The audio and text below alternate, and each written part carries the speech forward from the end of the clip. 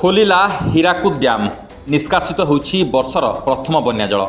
ଆଉ ବନ୍ୟା ଜଳ ଦେଖିବା ପାଇଁ ଡ୍ୟାମ୍ରେ ଲୋକଙ୍କ ଭିଡ଼ ଜମୁଥିବା ଦେଖିବାକୁ ମିଳିଛି।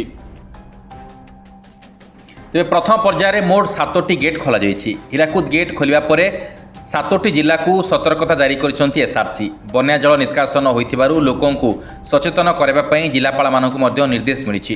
ଏହାସହିତ ବନ୍ୟା ଜଳ ଛାଡ଼ିଥିବାରୁ ମହାନଦୀକୁ ନ ଯିବାକୁ ସଚେତନ କରାଇବାକୁ 7 ଜିଲ୍ଲାପାଳଙ୍କୁ ପରାମର୍ଶ ଦେଇଛନ୍ତି SRC.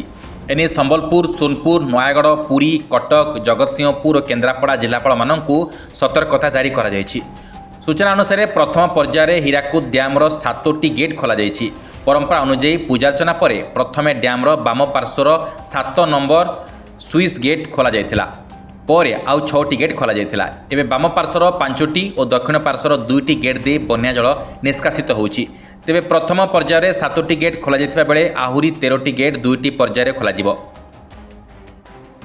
Bureau report, news alert 24x7।